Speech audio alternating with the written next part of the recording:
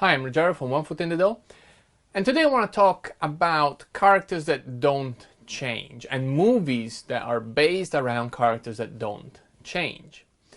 This is a very interesting topic, I think, because as soon as you look into storytelling and screenwriting in particular, you're always told that the basic story structure is the hero's journey.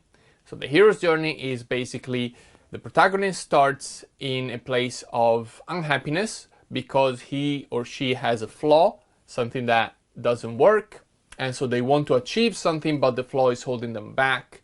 And over the course of the movie, they have to look inside, overcome their flaw, and that's what allows them to ultimately win what they want to win, achieve what they want to achieve.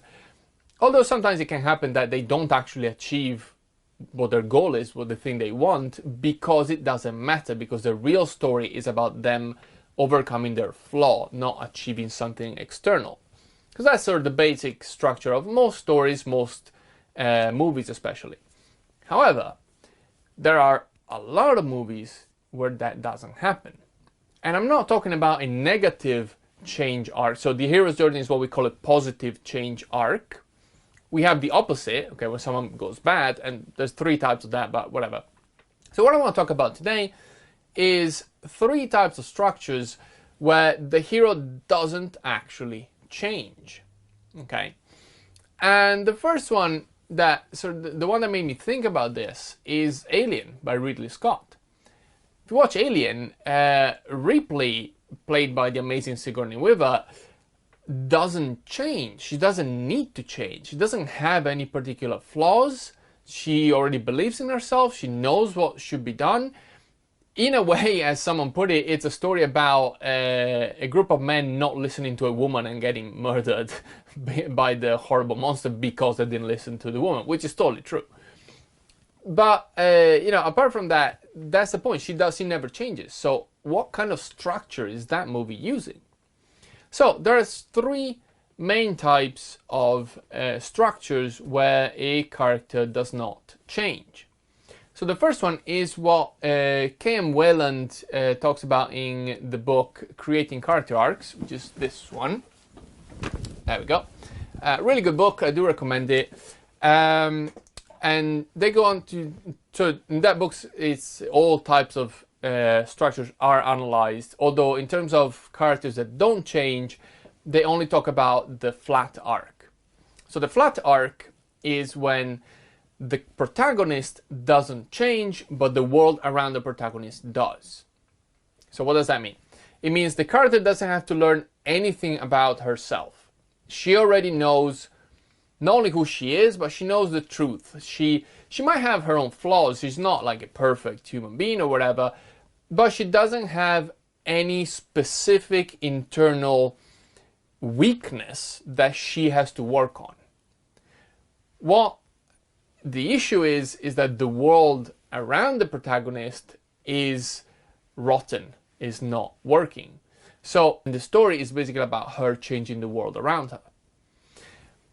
That's a very interesting and sometimes unusual structure. We have a similar one in Forrest Gump, for example. He doesn't exactly change the world in terms of in the same scope as the Hunger Games, but everyone around Forrest is changed by Forrest, by his goodness, basically. Same thing with Paddington 2, and there's several other examples of that.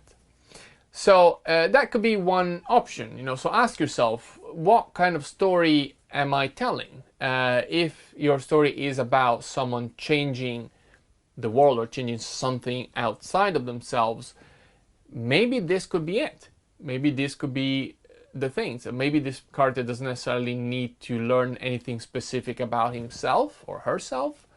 Maybe it is just about what changes around them and how do they change things around them. So that's one.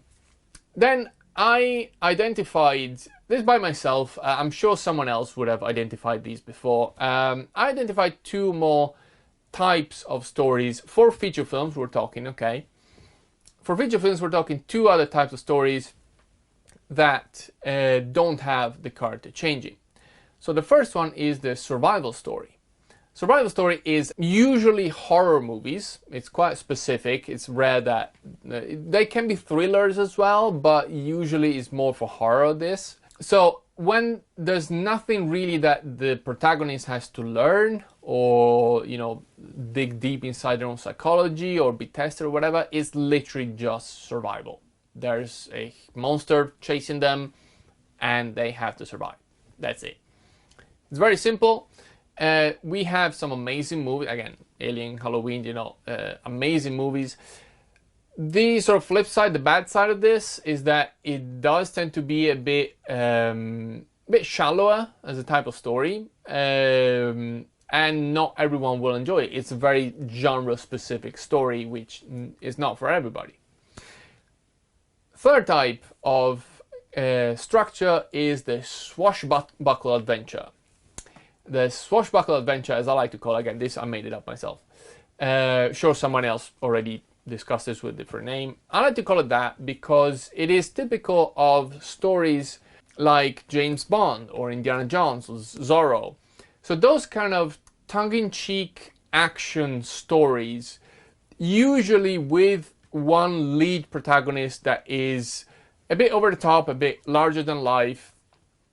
Usually, that traditionally, although it doesn't have to be, but traditionally, it is a male character, a bit chauvinistic, very physically strong and able to do all sort of crazy action sequences, with that slightly comedic undertone. So, sure, there might be more cathartic moments, more serious moments, but in general, it's more about the fun. It's more about the action moments, it's more about the explosions, it's more about that kind of stuff. You don't take it too seriously, basically. And the characters themselves don't take themselves too seriously. This doesn't mean every single movie in the, for example, James Bond or Indiana Jones series fits into this category. For example, for James Bond, Casino Royale is not this structure. Casino Royale is a hero's journey, a positive change movie. It's also the reason why I like it. It's literally the only James Bond movie I really like. The other ones are okay, but they're a bit, I don't know, meh, for me a bit too shallow. I like a bit more substance in general. For Indiana Jones, technically you can argue that The Last Crusade, Indy has an arc, although in those movies it's always more about just the adventure, just the spectacle, just the fun. It's what Indy is, and you know, we love him for it.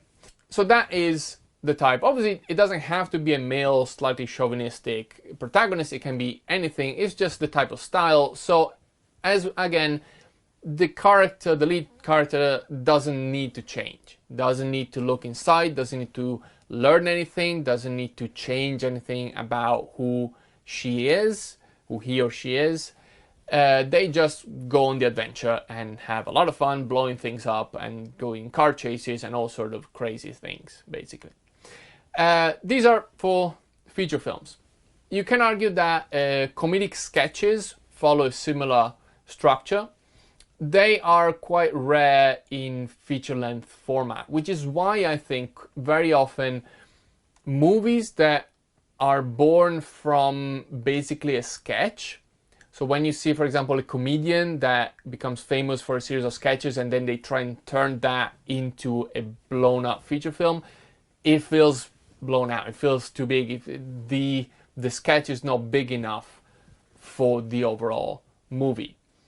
You could argue that, for example, the Monty Python movies, even though they're called classics, some people argue, and I agree on that they're not as good as the TV series, which was just a series of small gags, basically. Again, personal taste. It can be, it can not be. By the way, these are, you know, three especially structures where you don't need your protagonist to change. So again, if you're a first-time screenwriter, or even if you are a bit experienced but you never thought about using anything other than the hero's journey, think about it. You don't necessarily have to have your protagonist change, go into this internal journey. It can be something else. So Let me know what you think in the comments below, and if you have any requests for other topics you'd like me to talk about, again, leave it down below. And as always, please like, share and subscribe, and don't forget to ring the bell to get notified when I post a new video. Thank you very much. Bye bye.